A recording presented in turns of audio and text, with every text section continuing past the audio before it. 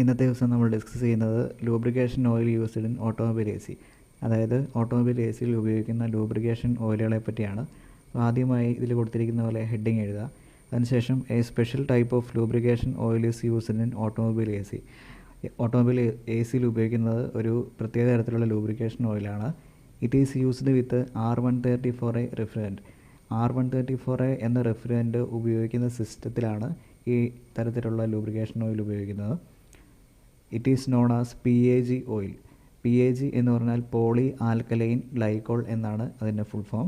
അപ്പോൾ ഇതൊരു സിന്തറ്റിക് ഓയിലാണ്, അതായത് ഇത് ഫാക്ടറികളിൽ കൃത്രിമമായിട്ട് ഉണ്ടാക്കുന്ന ഓയിലാണ്. അതിനുശേഷം പ്രോപ്പർട്ടീസ് ഓഫ് PAG ഓയിൽ എന്ന ഹെഡിങ് എഴുതുക. അപ്പോൾ അതിൽ ഈ പോളി ആൽക്കലൈൻ ഗ്ലൈക്കോൾ ഓയിലിൻ്റെ 5 പ്രത്യേകതകളെ പറ്റിയാണ് പറയുന്നത്. അതിലൊന്നാമത്തെ high solubility in combination with refrigerant. അപ്പോൾ നമ്മൾ ഒരു ലൂബ്രിക്കേഷൻ ഓയിൽ സെലക്ട് ചെയ്യുന്നത് ആ സിസ്റ്റത്തിൽ ഉപയോഗിക്കുന്ന റെഫ്രിജറൻറ്റിന് അനുസരിച്ചായിരിക്കും. അടുത്തത് ഹൈലി ഹൈഗ്രോസ്കോപ്പിക് എന്ന് എഴുതുക. ഹൈഗ്രോസ്കോപ്പിക് എന്ന് പറഞ്ഞാൽ ഈർപ്പത്തിനെ വലിച്ചെടുക്കാൻ ഉള്ള സാധ്യതയുള്ളത് എന്നാണ് അർത്ഥം. അപ്പോൾ സാധാരണയായിട്ട് എല്ലാ തരത്തിലുള്ള റെഫ്രിജറേഷൻ ഓയിലുകളെല്ലാം ഹൈഗ്രോസ്കോപ്പിക് ആണ്. അപ്പോൾ അത് നമ്മൾ അന്തരീക്ഷത്തിൽ തുറന്നു വയ്ക്കുകയാണെങ്കിൽ അന്തരീക്ഷത്തിലുള്ള ഈർപ്പത്തിനെ അത് വലിച്ചെടുക്കുന്നതായിരിക്കും. അപ്പോൾ അതുകൊണ്ട് ഒരിക്കലും നമ്മൾ റെഫ്രിജറേഷൻ ഓയിൽ അന്തരീക്ഷത്തിൽ തുറന്നു വെക്കാൻ പാടില്ല. അതുകൂടാതെ നമ്മളൊരു സിസ്റ്റം റിപ്പയർ ചെയ്യുന്ന സമയത്ത് കംപ്രസറോ മറ്റോ മാറ്റുന്ന സാഹചര്യം ഉണ്ടായിക്കഴിഞ്ഞാൽ സിസ്റ്റത്തിൽ നിന്ന് അത് വേർപെടുത്തിയതിന് ശേഷം ആ കംപ്രസർ സീൽ ചെയ്തേണ്ടതാണ്. അപ്പോൾ എല്ലാ കമ്പോണൻറ്റും അങ്ങനെ സീൽ ചെയ്യേണ്ടതാണ്. അപ്പോൾ അങ്ങനെ സീൽ ചെയ്തില്ലെങ്കിൽ ഈ സിസ്റ്റത്തിനകത്തുള്ള റെഫ്രിജറേഷൻ ഓയിൽ അന്തരീക്ഷത്തിലെ ഈർപ്പത്തിലെ വലിച്ചെടുക്കുന്നതായിരിക്കും. അപ്പോൾ സിസ്റ്റം വർക്ക് ചെയ്യുമ്പോൾ അത് ഡ്രയർ ഫിൽറ്ററിലോ എക്സ്പാൻഷൻ വാൽവിലോ അത് ബ്ലോക്ക് ഉണ്ടാകാൻ ചാൻസ് ഉണ്ട്. 5ാമത്തെ point cannot be mixed with other oils. അപ്പോൾ ഈ PAG ഓയിലിൻ്റെ മറ്റൊരു പ്രത്യേകത എന്ന് പറഞ്ഞാൽ അത് മറ്റ് റെഫ്രിജറൻറ്റുകളുമായിട്ട് മിക്സ് ആകത്തില്ല. അപ്പോൾ അത് R134A റെഫ്രിജറൻറ്റിൻ്റെ കൂടെ മാത്രമേ നമുക്ക് ഉപയോഗിക്കാൻ പാടുള്ളൂ. അടുത്തതായിട്ട് ഗുഡ് ലൂബ്രിക്കേഷൻ പ്രോപ്പർട്ടീസ് എന്ന് എഴുതുക. അതായത് ഒരു ലൂബ്രിക്കേഷൻ ഓയിലിന് ചില ഘടകങ്ങളുണ്ട്. അതിലൊന്നാമത്തെ ഘടകമാണ് വിസ്കോസിറ്റി എന്ന് പറയുന്നത്. അപ്പോൾ നമ്മളൊരു റെഫ്രിജറേഷൻ സിസ്റ്റത്തിൽ അതിൽ സ്പെസിഫൈ ചെയ്തിരിക്കുന്ന വിസ്കോസിറ്റി ഉള്ള ഒരു റെഫ്രിജറേഷൻ ഓയിൽ ഉപയോഗിച്ചാൽ മാത്രമേ ആ സിസ്റ്റം കാര്യക്ഷമമായിട്ട് വർക്ക് ചെയ്യത്തുള്ളൂ. അതുകൂടാതെ കൂടുതൽ താഴ്ന്ന ടെമ്പറേച്ചറുകളിൽ ചിലപ്പം വർക്ക് ചെയ്യേണ്ടുന്ന സാഹചര്യം ഉണ്ടായിക്കഴിഞ്ഞാൽ ഈ റെഫ്രിജറേഷൻ ഓയിലിൽ വാക്സ് ക്ലോട്ട് ചെയ്യാൻ ചാൻസ് ഉണ്ട്. അപ്പോൾ അങ്ങനെ ഉണ്ടായിക്കഴിഞ്ഞാൽ അത് ആ റെഫ്രിജറേഷൻ ഓയിലിൻ്റെ കാര്യക്ഷമതയെ തീർത്തും നെഗറ്റീവായിട്ട് അത് ബാധിക്കുന്നതാണ്. അപ്പോൾ തീരെ താഴ്ന്ന ടെമ്പറേച്ചറുള്ള ക്ലൗഡ് പോയിൻ്റ് മാത്രമേ ആ റെഫ്രിജറേഷൻ ഓയിലിന് പാടുള്ളൂ. 3ാമത്തെ ആസിഡ് ഫ്രീ എന്ന് എഴുതുക. അതായത് ആസിഡ് എന്ന് പറയുന്ന ആ കമ്പോണൻറ്റ് റെഫ്രിജറേഷൻ ഓയിലിൻ്റെ അകത്ത് ഉണ്ടെങ്കിൽ അത് കാലക്രമേണ ആ സിസ്റ്റത്തിൻ്റെ അകത്തെ മോയ്സ്ചറുമായിട്ട് ചേർന്ന് കൊറോസീവ് ആയിട്ടുള്ള രാസപദാർത്ഥങ്ങളുണ്ടായി അകത്ത് തുരുമ്പ് പിടിക്കുന്നതിന് കാരണമാകുന്നു. അതുകൊണ്ട് സാധാരണയായിട്ട് ആസിഡിൻ്റെ അംശം തീരെ കുറവായിരിക്കണം. അടുത്തത് ഹൈലി ഹൈഗ്രോസ്കോപ്പിക് എന്ന് എഴുതുക. ഹൈഗ്രോസ്കോപ്പിക് എന്ന വാക്കിൻ്റെ അർത്ഥം ഈർപ്പത്തിനെ വലിച്ചെടുക്കുന്നത് എന്നാണ്.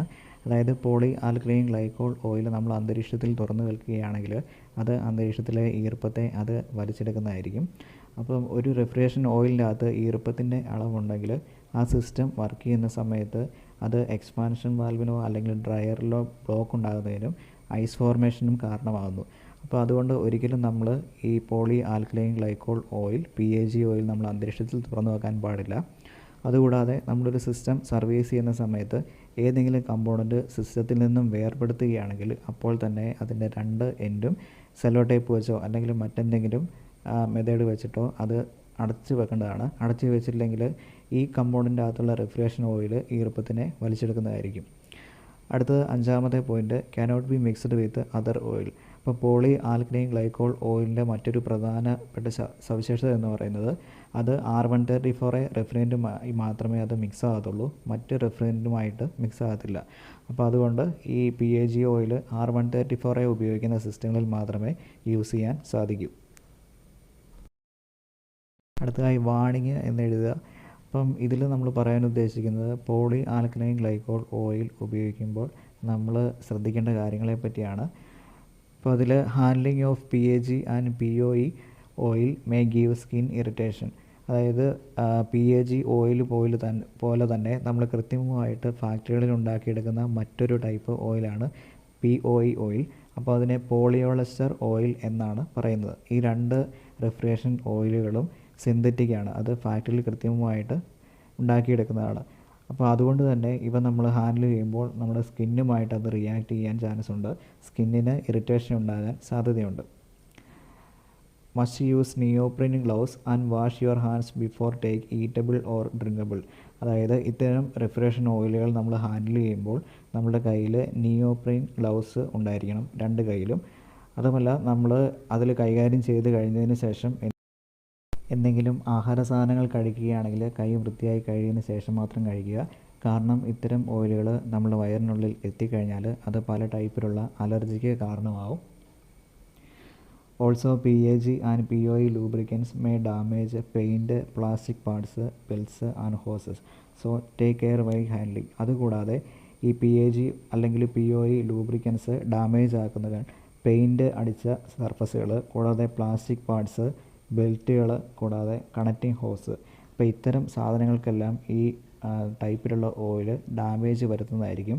അപ്പോൾ അതുകൊണ്ട് ഹാൻഡിൽ ചെയ്യുമ്പോൾ ഇത്തരം കാര്യങ്ങൾ നമ്മൾ മുൻകൂട്ടി കണ്ടുകൊണ്ട് വേണം കൂടുതൽ ചെയ്യാൻ.